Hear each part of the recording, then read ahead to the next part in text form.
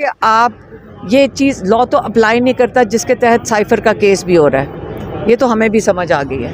अगर डोनाल्ड ल्यू के लिए ये हो रहा है तो मैं तो 20 दफ़ा कह चुकी हूँ कि डोनाल्ड ल्यू को, मैं तो लॉयर्स को कहा है कि आप कोर्ट में रिक्वेस्ट करें कि डोनाल्ड ल्यू को यहाँ बुलाएं और आके यहाँ बताएं कि उसने क्या कहा था। हम उसके लिए कोर्ट भी बंद कर रहे हैं कि डोनाल्ड ल्यू की बात ना किसी को पता चल जाए। ये कोई तरीका तो नहीं है ना, ये हमारा इंसाफ नहीं है। फौज की तहवील में है, क्या कहिएगा उस बारे में?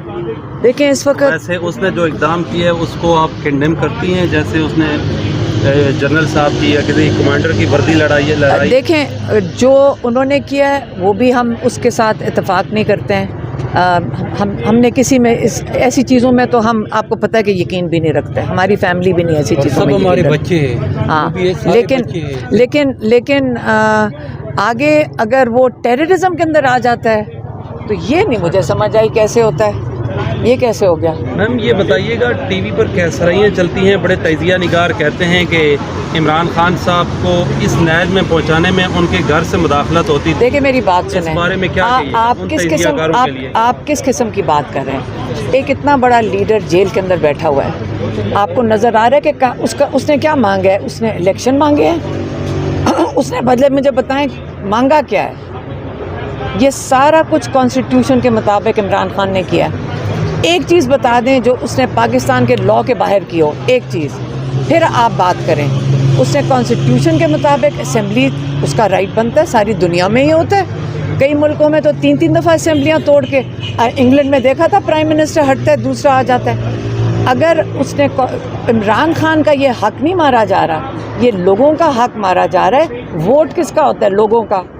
जब आप इलेक्शन नहीं होने देंगे तो मेरा और आपका वोट का हक लिया जा रहा है और हमें अपने इलेक्शन 90 दिन में चाहिए। सारी दुनिया को पता ही हमारी कॉन्स्टिट्यूशन कहती है, तो किसको हमने प्रोटेक्ट करना है? कॉन्स्टिट्यूशन को। तो जब आप बात करते हैं तो सवाल भी अच्छा किया करें, जिसमें कोई नजर आए कि आप समझदार हैं। इलेक्शन होंगे लेकिन उसमें इमरान खान या बल्ला नहीं होगा, इस पे क्या कहेंगे? मेरी बात सुने, ये भी ट्राई करके देख लें। इमरान खान को आप किसी के दिलों से निकाल देंगे और किस वजह से आप इमरान को नाअहल करेंगे? आप यहाँ ज़बरदस्त पेश ढूंढ रहे हैं, इमरान खान को नाअहल करेंगे। 6 साल गुजर गया, 1.5 साल गुजर गया, अभी तक अगर होता कुछ तो अभी तक पेश ना हो जाता। अब क्या चीज़ ढूंढ रहे हैं? अब साइफर ढूंढ लिया है कि डोनाल्ड ल्यू की बातें पाकिस्तान को क्यों बता दी? डोनाल्ड ल्यू को हम बचाने के लिए इस वक्त खान साहब, हमारा इतना बड़ा लीडर जेल में 1.5 महीने से इसलिए बैठा हुआ है, इतना बड़ा आदमी, क्योंकि डोनाल्ड ल्यू की बात खान साहब ने अपने लोगों को बता दी। अच्छा, एक खान साहब का जुर्म क्या है कि वो जेल में बैठे हैं? हमें तो कोई नहीं लग रहा उनका इतना बड़ा जुर्म। जो जुर्म ये है, वो ये कह रहे हैं कि आपने एक सीक्रेट थी जो आपने अपने लोगों को बता दी। खान साहब ने सोचा था कि मैं, ऐसी बात है, इतनी बड़ी बात है, ये बात मुझे अपने लोगों का बतानी चाहिए क्योंकि उनका हक है।